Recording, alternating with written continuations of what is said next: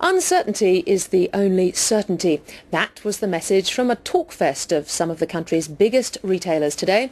Company bosses agreed the impact of the government's carbon price is unclear for business, but consumers may not necessarily have to bear the burden, with retailers squeezing their suppliers instead. Philip Lasker has this report.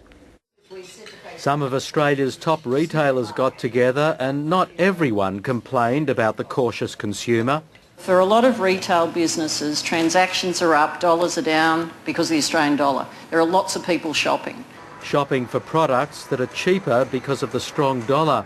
But many observed a change in behaviour, and there was no escaping discussion about its many causes.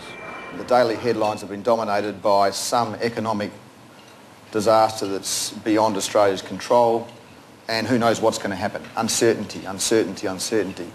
Add the impact of the carbon price to that. It's something that's going to evolve over time, I think, and our initial approach is to look at the impact on costs as they come through, and I think that's going to come through in a number of ways. Directly in some of our cost of doing businesses, such as our transport costs and our power costs, but also in the cost of goods as some of our manufacturers face those costs. And so will consumers face certain price hikes as a result? I don't think you can make that direct correlation. I think it's another cost which we will have to contend with.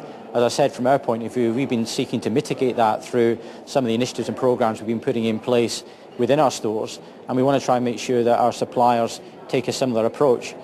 Retailers with clout expect suppliers to carry much of the burden, possibly at the expense of Australian jobs.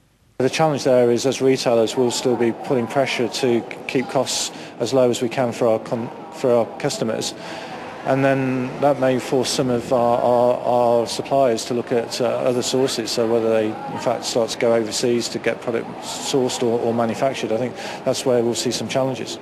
So consumers may get off more lightly than expected, but something's got to give.